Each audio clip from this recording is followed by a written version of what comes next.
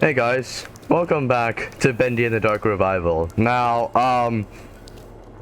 for those of you who are going to be wondering why the hell are you back in this game, well, there's a very simple reason. There is a new update to this game that I really want to experience with you guys, but in order to do that, I have to kill the game first. Well, you know, kill the final bosses. So I grabbed this nearly completed save file from the internet. So yeah, let's go stab.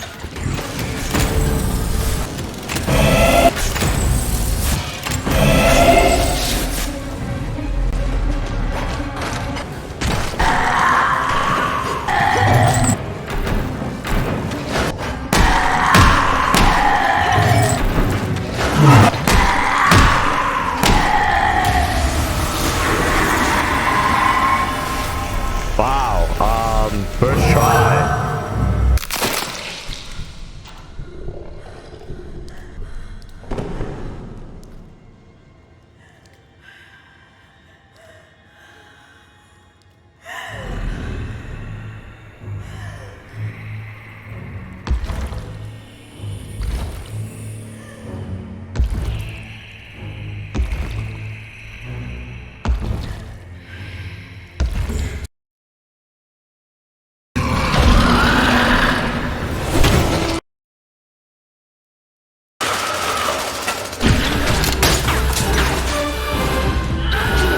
Let's go. We end this.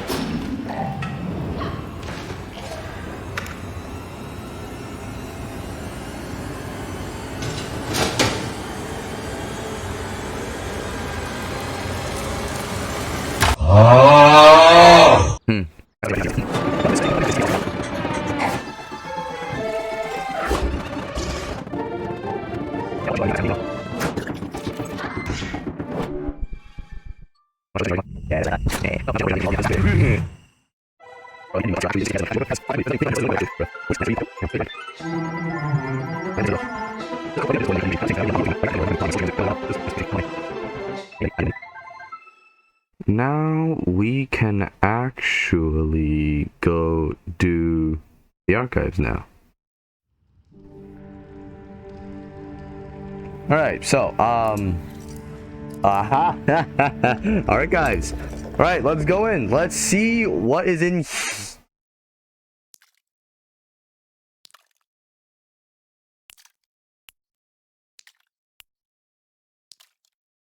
Well, that was faster than I anticipated. Welcome to the archives. Bendy and the Dark Revival is filled with numerous characters that each had a critical role to play in the progression of the game. Here in the archives, you will learn a little bit more about them in an up-close and personal way. Feel free to explore. Hi, Bendy. Bendy. Oh, like the text actually appears now. The iconic imp was redesigned for Dark Revival to stand out a bit from his traditional cartoon appearance by giving him a suit of clothes. He posed some minor challenges, specifically creating a face that sported the classic Bendy eerie smile, and still managed to be heartwarming in the right conditions.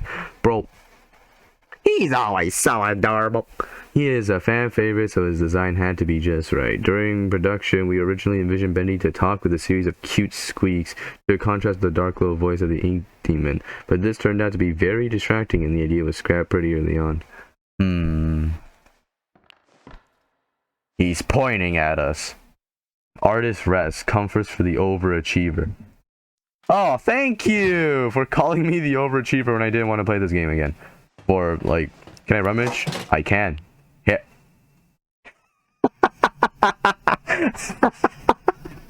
I didn't expect to find someone like you here, Harold. Too much dry air, not enough fish food. Aw, that's sad. Oh, hi, Wilson. I'll get to you in a second. Ooh. The Butcher Gang. Barley, Charlie, and Edgar, the three original members of the Butcher Gang, were formed from the ink machine, deconstructed by Alice Angel for body parts, and bond together to stay alive with sneak attacks on their prey. Okay, yeah, that makes sense now. In Dark Revival, we meet an artificial fourth member of the gang, Carly, the ghost girl. Although when you begin to examine her closely, Carly appears to be only be a shell with perhaps someone inside. Ah, I see. iCarly. Yeah, you look... I can't crouch. I can't pause the game either. Like, this is literally us. Oh. Oh, hi. You track me. Your eyes oh, that isn't disturbing at all.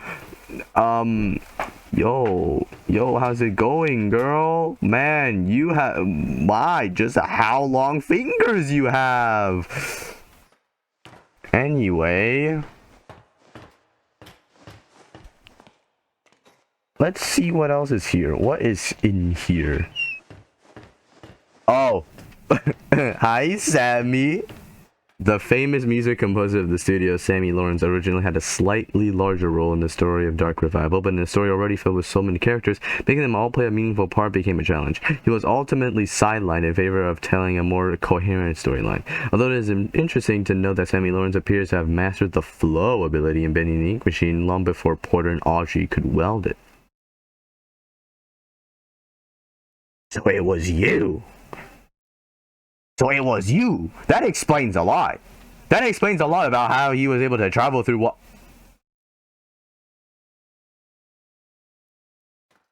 Oi. Hi. Also, you can't sprint here now. Alice Angel, the self-appointed queen of the studio. Alice Angel is one of the most memorable faces in the Bendy world, forever lost in the tide of insanity. She is an absolute delight to write for as a character. An angel with many layers. Time will only tell if this inky temptress will ever reappear. I have a feeling you will.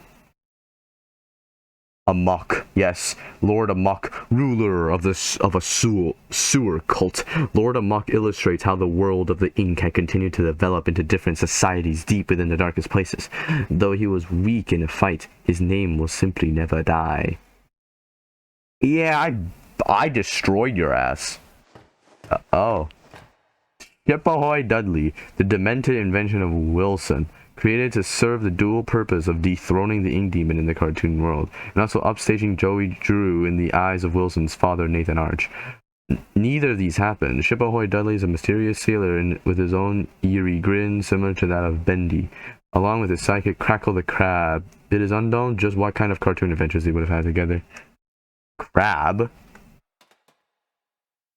Ah, I see. So I guess your hand here became a part of the crab, huh? I see. Ah, King Widow. Ink widows have begun to infest where the light grows darkest. Their king, the biggest and most feared, will only emerge from his nest when its young are threatened. Yeah, well, your young kind of tried to kill me first, so fuck you.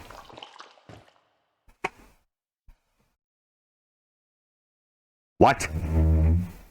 Anyway, Lurker. The Lurker, or Steve as he became to be known, was originally created as a brute-type enemy that would free roam the way lost ones do, but ultimately felt unnecessary as the random ink demon encounters already fulfilled the role of putting the player on edge while exploring previous traversed locations. In the end, the Lurker found a much better calling as an unlikely ally, effectively expanding him into more than just a typical enemy. Yeah, you've been a good boss, Steve. Now go find Alex. She needs you. Anyway, that's that section. Anything else over here? Oh, hi, Porter. As the cycle was held in place and with the influence of the ink demon held at bay, the cartoon world was able to grow and advance, creating such characters as Porter, a lost one who came to claim a new identity as an explorer. Porter was rich with the knowledge that Dark Revival would feature a far more serious tone than the first game of Bendy the Ink Machine, and his light-hearted innocence will help the player feel some warmth in this inky world of sorrow. Yeah, you did. You did. Thank you for the flow. Heidi. Oh yeah, I remember her. It is believed that Heidi has spent some time in the pit, a prison set up by Wilson and the Keepers. It is unclear why, but most likely she was able to access places she shouldn't have. The experience in the pit changed her, as it does many, reverting her into a childlike state, longing for happiness again. Oh, that I did not know of. I feel so bad for you. Ink Machine. Designed by Thomas Kahn of the Gent Corporation, stolen by Joey Drew, retrieved by Archgate, and once again reclaimed by Gent. The Ink Machine's next adventure is a mystery. Yeah, currently, legend says it's still being shipped in a truck. Ah, these flower lamps. Always so good. Look at this. Welcome. Aw, thanks. Look at this. Doesn't look that much different, huh? It's still the same box. I know that we all know so well. The Ink Demon. As the world of Dark Revival became more complex and established, we realized that the Ink Demon's design needed a complete rethink to match a new tone. Previous versions of his appearance looked absolutely silly when placed in the world alongside the other characters. No amount of creepy music or screen effects could conceal how out of place he looked. The Ink Demon needed to look different than everything else in the world and show a natural progression of the Ink Demon's evolution as Wilson held the cycle in place. Damn, that's deep. Beast Bendy. Returning for the climax of Dark Revival, Beast Bendy also was revisited with the mindset of making him far more powerful and beast-like.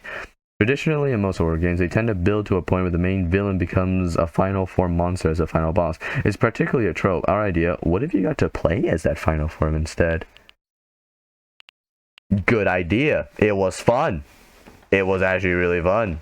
Wilson cartoon. Wilson was a difficult character to balance.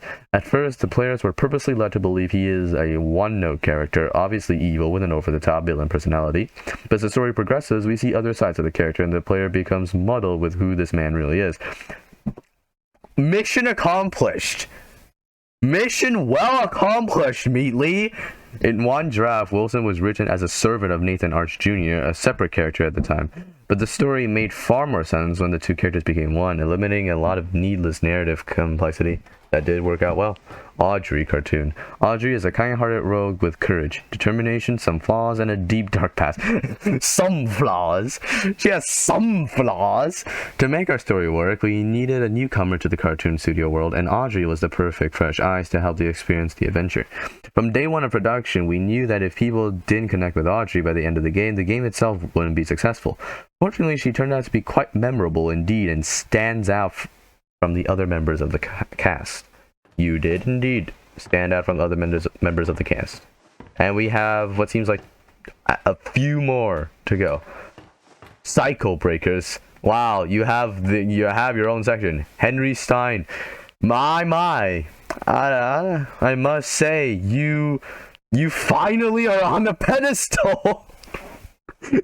You have never had your own pedestal, and look at you now. You are on the pedestal. Man, time has passed. The original Cycle Breaker, Henry Stein, is the ghost of a man who lost his purpose years ago. Once fueled with finding a way to escape the tortures of the Ink Demon and finding his way home to his wife, Henry is now left with the cold reality of being a recreation of the person he thought he was.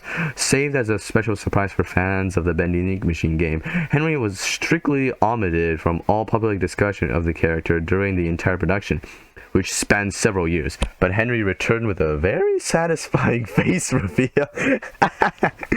Allison. Returning for another victory over the Ink Demon, Allison is always the voice of reason, a beacon of hope. Allison's design was carefully upgraded from the previous Bendy Ink Machine game to maintain her personality, but with more fidelity. I have no idea how to pronounce that word. The purpose of meeting Allison so early in the campaign was to introduce the player to a familiar face after the main introduction. At the start, Allison was able to serve as the motivating force for Audrey until the true plot kicked in later. I must say, and like you did most I can't walk. I can't go back. I can't go backwards. Bro, we can't even see the models from behind. But yeah, just by looking at her here, you can already tell that they did upgrade her model. Like, nothing looks similar, man. Tom, damn it, I'm too short. Tom is Allison's silent protector and the only Boris clone involved in the main story. Where is Boris the Wolf? Rumor has it that during the events of the game, Boris is experiencing a dark survival story of his own.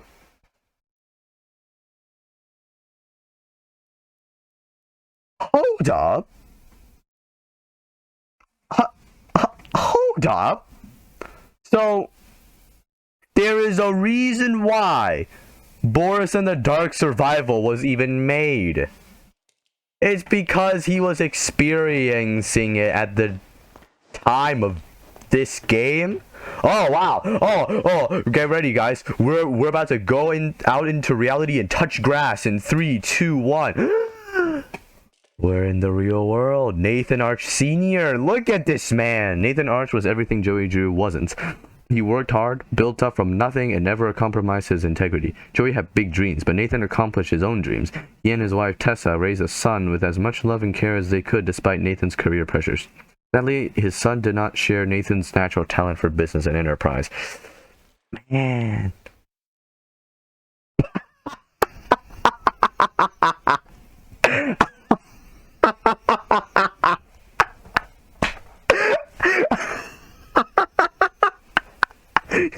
Audrey's donut. No, you can't have it. Audrey. Oh. What if I press E? Fuck. I can't. I really can't have it. Why, Audrey? Why? I need something to eat. The unknowing daughter of an animation pioneer, Audrey has blocked out the memory of her past after losing her father, but his role in her life was not over. A talented animator and artist, her skills landed her a job at Archgate. Was it fate that led her to reunite with Joey Drew's machine, the machine of her birth, or was it planned? Hey, MatPat. Lore? Hey, I can't interact with this. Damn it. Nothing really. Okay, Wilson. Haunted by the impossible shadow of Nathan Arch, Wilson sought to achieve something that would make his father proud.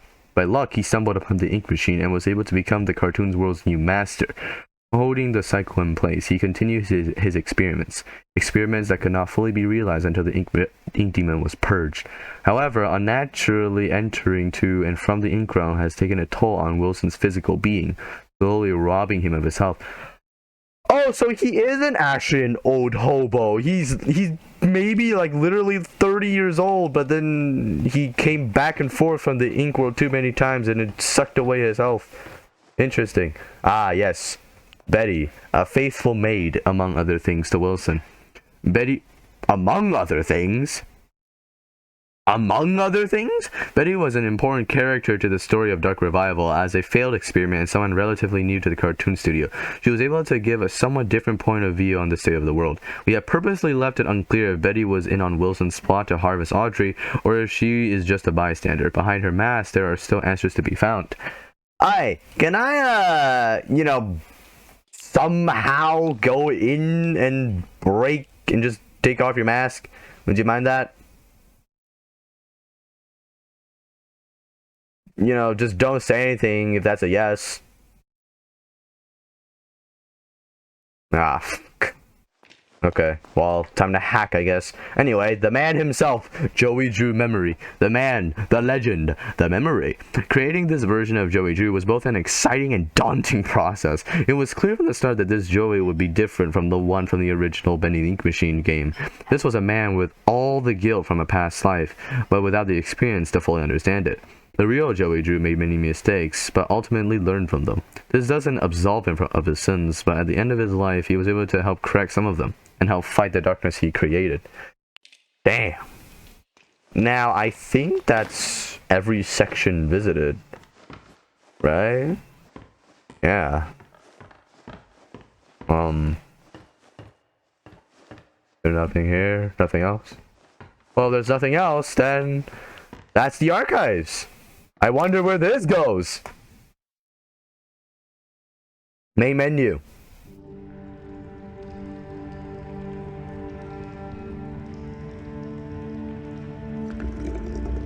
Wow. I don't know what to say to that.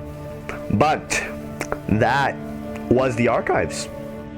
Hope you guys enjoyed this possibly not long video at all. Definitely not like 33 minutes. This is raw footage, by the way, so I might just cut out like a lot of the boss fights, because you don't need to see them anymore. Anyway, thank you guys so much for watching. I will see you guys in the next video, which is gonna be in 3 hours at the time of this recording, because Genshin Impact 3.6. Anyway, see you guys next time. Like and subscribe. Bye.